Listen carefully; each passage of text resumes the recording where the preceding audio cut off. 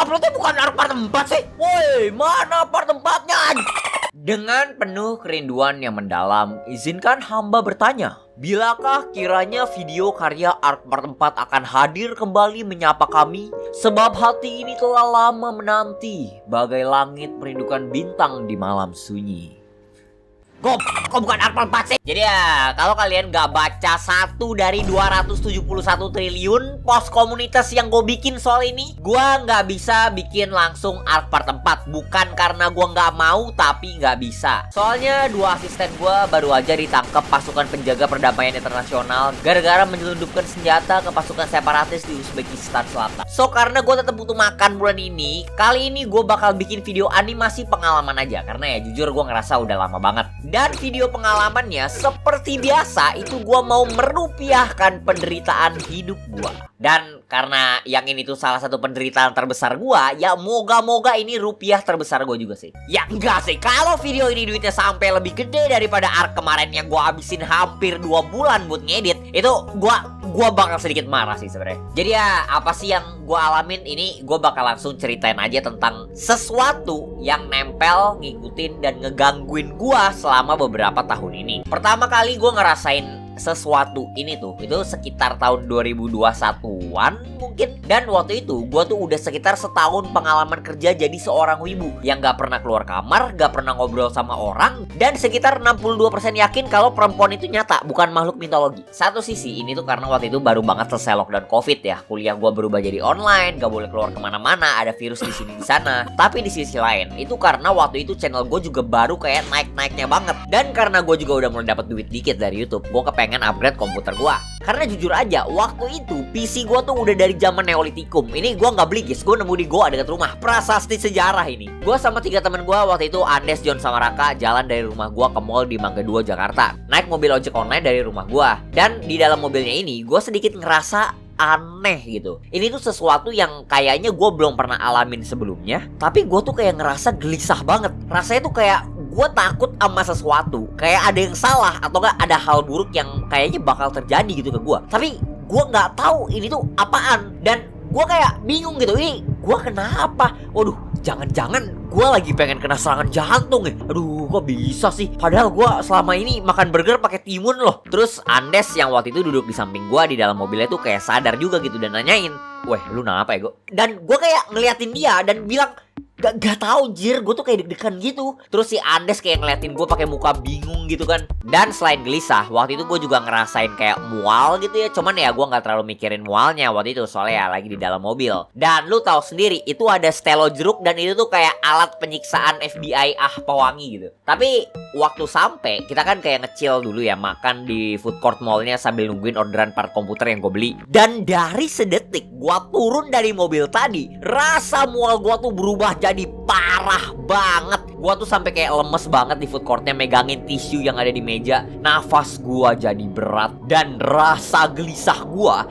langsung terbang dari level 5 ke level 968,5 triliun. Waktu itu tuh gua bener-bener gak paham ini gua kenapa. Gua ngerasa takut sama sesuatu tapi gua gak tahu sesuatunya itu apaan. Dan gue tuh udah kayak bolak-balik kamar mandi karena mual gue tuh bikin gue kayak pengen muntah tapi nggak bisa muntah. Temen gue kalau nggak salah si John waktu itu, dia tuh kayak sampai kasihan banget gitu yang ngeliat gue. Dia beliin gue matcha anget di food courtnya, tapi pas gue minum dikit aja itu mual gue langsung parah banget. Jadi ya nggak bisa gue minum, dan itu tuh gue ngerasa kayak nggak enak banget sama dia soalnya ya udah dibeliin. Ujungnya kita dapat part-part PC-nya, dan pas jalan balik ke rumah di mobilnya tuh gue kayak baru ngerasa reda lah mual sama gelisahnya. Dan waktu udah sampai di rumah itu gue nggak terlalu mikirin banget sih, soalnya ya jujur aja gue kan emang ada GERD, dan ya gue mikir kayak mungkin karena tadi gue kurang makan mungkin paginya. Beberapa bulan lewat, dan karena waktu itu lockdownnya udah selesai, gue kayak pengen mulai jalan-jalan, hangout bareng temen gue gitu kan. Gue takutnya tuh kalau misalnya gue di rumah doang, ntar pengalaman gue habis, gue nggak bisa bikin video, nggak dapet AdSense soy. Nah tapi semenjak gue ke mall di Jakarta itu, gue ngerasa kayak ada yang berubah dari gua. Rasa mual dan gelisah yang awalnya gua kira bakal cuman sekali doang gua rasain gara-gara gua nyampe rumah langsung sembuh, itu sekarang gua alamin setiap kali gua jalan bareng temen gua. Jadi ya gua ngerasa kayak ada sesuatu yang gua nggak tahu apaan Cuman ini tuh bikin gue sakit dan sengsara. Dan parahnya, sesuatu ini tuh ngikutin gue setiap kali gue coba buat keluar rumah. Meskipun gak separah kayak waktu pertama kali gue alamin di mall kemarin. Bahkan ya kadang-kadang cuman kayak gue diajak makan, terus sampai di sana gue kayak enak dikit, nafas berat, deg-degan. Tapi kayak 2 jam 3 jam lewat hilang gitu. Cuman ini tuh ngeganggu gue cukup parah, sampai bikin gue tuh jadi kayak jarang mau makan apa-apa setiap kali gue jalan bareng temen gue. Soalnya gue tahu kalau misalkan gue makan atau minum itu sesuatu ini bakal ngegangguin gue gitu. Tapi ya anehnya, rasa mual, gelisah, deg-degan gue dan yang pokoknya gak jelas ini, itu tuh cuman gue alamin setiap kali gue jalan sama temen gue. Sesuatunya ini tuh gak bakal ngusik gue sama sekali kalau misalkan gue di rumah doang main game, kerja, atau enggak cuman kayak beli somai depan rumah. Jadi ya kesimpulannya adalah temen gue ngeracunin gue, guys. Halo Pak Polisi. Iya bener banget Pak, orangnya yang itu Pak. Ya iya sih Pak, ya mukanya emang kayak agak cabul gimana gitu Pak. Tapi bener Pak, iya yang itu Pak. Cuman jujur dulu tuh gue belum ngelihat sesuatu ini tuh sebagai masalah lah. Karena ya gue kerja dari rumah, makan di rumah, tidur di rumah. Gue tuh sebulan paling pergi-pergi sama teman atau keluar-keluar tuh cuman kayak 1 kali 2 kali, kadang-kadang gak sama sekali dalam sebulan. Makanya kayak seneganggu-ganggunya buat gue tuh kayak belum sadar kalau ini tuh sesuatu yang salah sama gue. Nah tapi di sekitar tahun kayak 2022 ya, itu tuh gue dapat lumayan banyak teman baru dari Discord waktu itu. Kita jadi lumayan dekat abis kenalan beberapa bulan. Dan pas banget di Jakarta waktu itu lagi ada Toys Fair dan mereka ngajakin gue ketemuan. Sekalian gue mau beli Gundam di sana. Nah gue tuh kan emang orangnya kayak agak malu-malu gimana gitu ya kalau misalkan sama orang baru, apalagi ini kita ketemuan buat pertama kalinya kan. Tapi waktu itu gue mikir kalau nggak gue paksain, gue nggak bakal bisa ngubah hidup gue. Gue bakal selamanya jadi wibu, no lab, no friend, no touch grass. Jadi ya gue berangkat lagi dari rumah gue, naik mobil ojek online ke Toys Fair-nya. Dan langsung tuh dari dalam mobilnya sesuatu ini muncul lagi. Rasa gelisah, mual, takut, semuanya satu paket. Dan di titik ini tuh gue baru mulai mikir, ini kayaknya emang ada yang aneh sama gue deh. Rasanya kayak nggak mungkin aja, masa setiap kali gue mau jalan bareng temen gue langsung sakit gitu. Tapi ya karena ini biasanya 2-3 jam hilang, ya nggak masalah lah ya. Namun sayangnya teman-temanku, disitulah gua salah. Gak lama nyampe di Toys Fair-nya, gua ketemu sama teman-teman baru gua dan mual gua langsung oke gas. Ini tuh rasa mual terparah yang pernah gue alamin. Gue aja nggak tahu waktu itu gue bisa mual separah ini. Dan ujungnya temen gue yang ngeliat gue muka pucat abis nanyain gue kenapa. Dan jujur aja gue bilang ke mereka gue kayak mual mau muntah gitu. Kita akhirnya cari tempat duduk di dekat toilet. Dan temen gue tuh kayak suportif parah. Mereka ngebeliin gue minum sama bawain obat. Dan waktu itu gue kayak ngerasa bersalah parah. Soalnya temen gue tuh udah datang jauh-jauh. Dan ini tuh kita udah rencanain mau ketemuan dari jauh-jauh hari. Tapi ujung-ujungnya gue malah kayak gini, dan gue tuh ngerasa kayak gue nyusahin temen gue banget gitu. Jadi daripada temen gue gak bisa seneng-seneng nikmatin acaranya sama sekali, gue minta mereka tinggalin gue aja. Dan ntar kalau misalkan gue udah mendingan, gue bakal nyusul mereka. Tapi entarnya ini tuh gak datang-datang. Karena kali ini sesuatunya ini malah jadi makin parah, makin kuat dan makin kuat. Rasa gelisah sama deg-degan gue tetap ada. Cuman kali ini tuh saking parahnya rasa sakit di perut gue tuh, mereka tuh cuman berubah jadi bumbu doang. Mualnya ini jadi hidangan utamanya. Kayak waktu pertama kali gue ngerasain sesuatunya ini di mall tadi.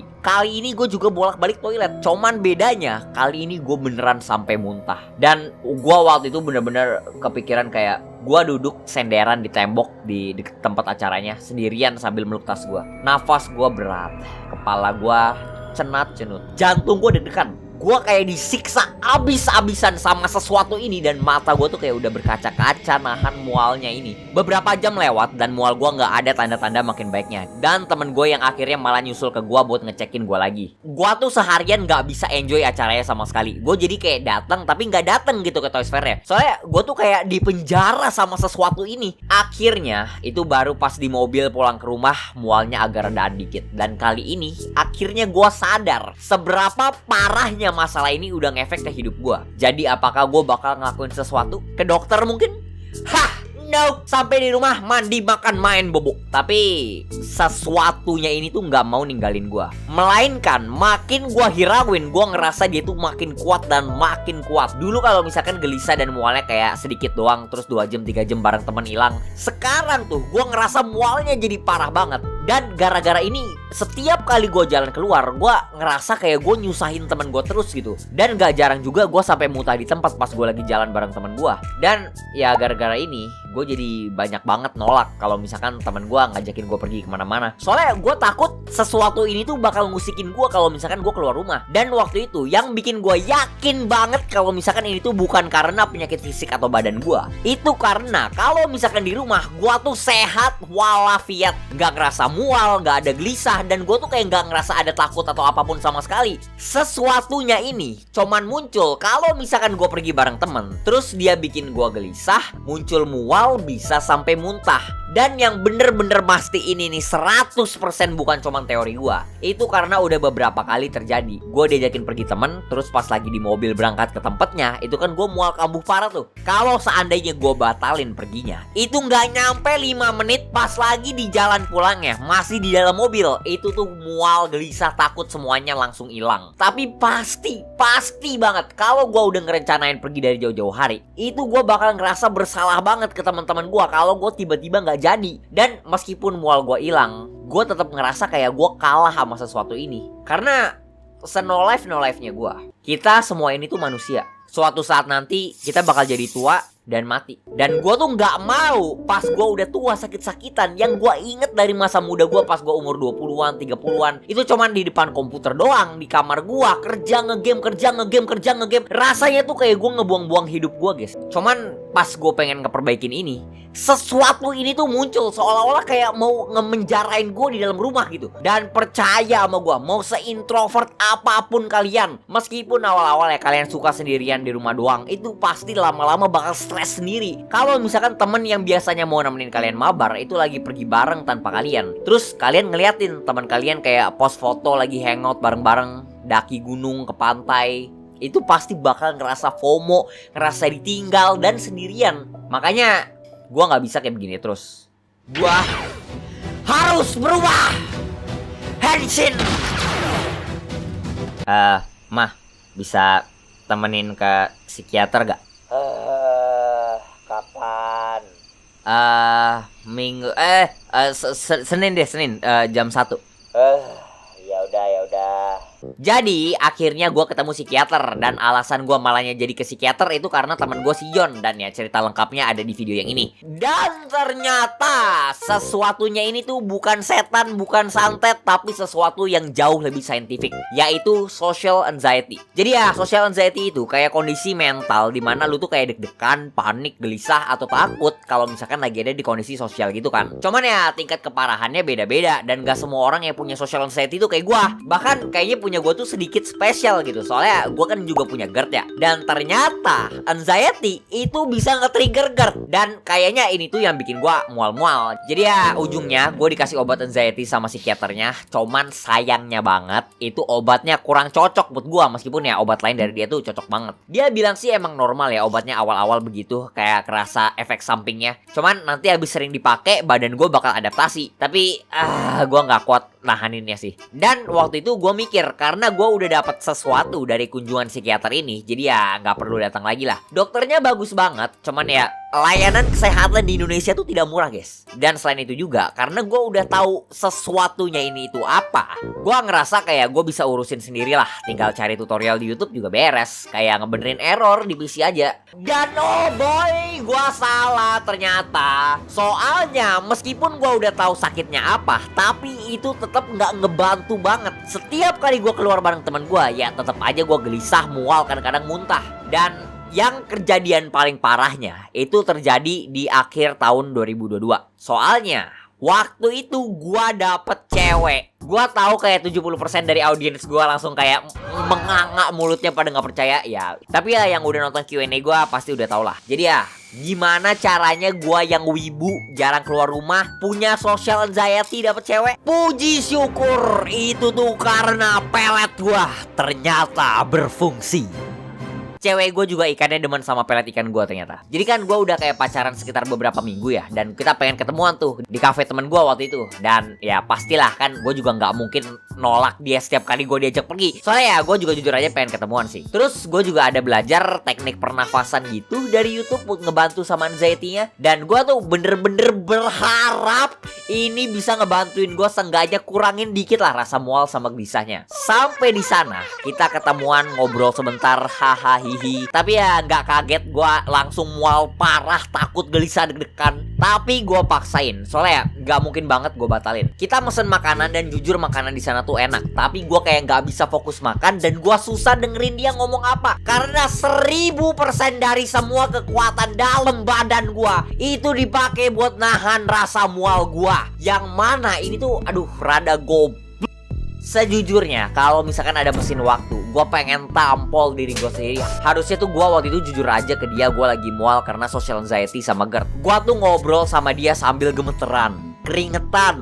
Dan dia tuh kayaknya sadar gue makannya tuh pelan banget. Soalnya setiap kali makan satu suapan itu gue harus ada kayak cooldownnya gitu. Atau enggak itu bisa jadi satu suapan terakhir sebelum lambung gue suren guys. Dan sialnya gue ngerasa kayak teknik pernapasan yang gue pelajarin dari YouTube tuh kayak gak ngebantu sama sekali. Ditambah lagi karena waktu itu gue makan gak pakai minum, gue tuh ngunyahnya jadi kayak lama banget. Dan gue ngerasa itu tuh bikin mual gue tambah parah. Jadi ya pas cewek gue waktu itu order minum, gue sekalian order juga bareng dia. Dan karena waktu itu gue bener-bener gak mau mikir sama sekali, gue langsung bilang aja gue order yang aduh ya gue order apa aja yang cewek gue order lah. Nah gue mau kasih tahu lu lagi nih satu fun fact yang sangat amat lucu tentang diri gue. Gue itu lactose intolerant, yang artinya kalau misalkan gue minum susu itu gue bisa minum latte, cuman ya lattenya tuh dari susu yang bukan susu binatang lah. Cah, gembel amat, minum susu aja nggak bisa, pantesan aja lu pendek bang. Nah, yang diorder sama cewek gua waktu itu adalah minuman yang namanya frappe. Gua kan bukan barista ya, gua nggak tahu nih frappe itu apaan. Dan di menunya nggak ada gambar. Waktu udah nyampe di meja gua sih bentuknya kayak kopi apa gitu, gua nggak terlalu mikirin. Tapi ya yang ada di otak gua tuh gua cuman seberapa keringnya mulut gua. Jadi ya abis masukin satu suapan, gua teglek minumannya tanpa pakai pikir. Dan pas rasa susunya itu masuk ke dalam tenggorokan gua, awalnya tidak terasa. Manis creamy lembut nampak tak berdosa. Tegukan masuk ke dalam dada, mengalir perlahan seperti biasa. Namun sekejap mataku berkaca-kaca. Ada yang aneh dan tak kusangka. Ku langsung pertanyakan, ini semua kenapa ada susu di dalamnya? Dan sumpah itu lambung gua yang tadi bertahan tapi babak belur di ujung tanduk digebukin sama GERD sama social anxiety. Dan sekarang ada new challenger yang datang masuk, yaitu lactose intolerant gua. Jadi ya lu bisa bayangin sendiri, itu gua langsung sehat walafiat gak kenapa-napa. Ujung-ujungnya gak lama gue muntah di kamar mandinya. Dan ini tuh bener-bener pengalaman mual terparah yang gue pernah rasain. Gue tuh sampai lemes banget. Hari itu tuh gue ngerasa kayak aduh gila, gue kayak negatif 271 triliun aura guys. Tapi jujur waktu itu gue yang bener-bener gue rasain tuh, gue ngerasa bersalah banget ke cewek gue. Soalnya harusnya gue jujur aja dari awal kalau misalkan gue tuh ada masalah ini. Dan dia tuh bener-bener baik banget. Dia ngebantuin nenangin gue, dia juga yang nemenin gue pulang balik ke rumah. Tapi jujur itu juga yang bikin gue makin merasa berdosa. Karena kayak gue yang menghindar-hindar dari masalah ini. Dan sekarang masalah pribadi gue itu udah makin lama makin kuat, makin gede. Dan sekarang tuh udah nyusahin semua orang yang ada di sekitar gua. Jadi ya kali ini gua harus bener-bener perbaikin diri gua. Gua gak bisa setengah-setengah dan gua gak bisa menghindar-menghindar. Dan yang paling pasti itu gua gak bisa gak ngelakuin apa-apa. Karena rekomendasi dari temen dan cewek gua juga waktu itu, akhirnya gua jadwalin ketemu sama psikolog. Dan psikolog itu beda ya sama psikiater yang gua pernah datengin. Dan ya gua bukan gak ke psikiater lagi karena menurut gua psikolog lebih bagus. Tapi itu karena psikiater tuh pasti bakal lebih fokus buat ngediagnosa dan ngasih obat. Sedangkan psikolog itu bakal lebih fokus ke terapi. Dan karena gua punya pengalaman yang kurang bagus sama obat anxiety, gua ngerasa gua pengen coba sesuatu yang baru lah. Jadi gue ketemu sama psikolog ya, ditemenin sama emak gue juga. Terus kita kayak ngobrol buat 1 jaman lebih lah. Dan gue nyesel banget gak datang ke sini lebih awal. Karena jujur aja pengalaman gue ke psikolog ini tuh bener-bener kayak ngebuka mata gue banget. Jadi intinya tuh dia kayak ngejelasin ke gue dari mana asal usul anxiety gue. Dan ternyata jeng-jeng ini tuh gara-gara lifestyle dan kerjaan gue. Yang berarti ini semua salah kalian guys. Bercanda. Tapi intinya tuh dia bilang karena kerjaan gua itu bukan kerjaan yang stabil, AdSense sama view itu bisa naik, bisa turun. Terus juga stres dari gua yang udah mulai harus ngebiayain keluarga. Dan ditambah lagi itu seberapa nggak teraturnya hidup gua. Semenjak Covid gua hampir nggak pernah keluar rumah, terus jam tidur gua jadi berantakan abis. Seolah-olah hidup gua tuh jadi kayak nggak terjadwal dan nggak bisa diprediksi gitu. Dan itu tuh semua kayak kontribusi lah ke anxiety gua. Jujur karena ini udah lumayan lama, sebenarnya gua udah lumayan lupa ya dia ngomong apa. Tapi gua inget pas pertama kali denger tuh gua nggak cuman kayak tapi kayak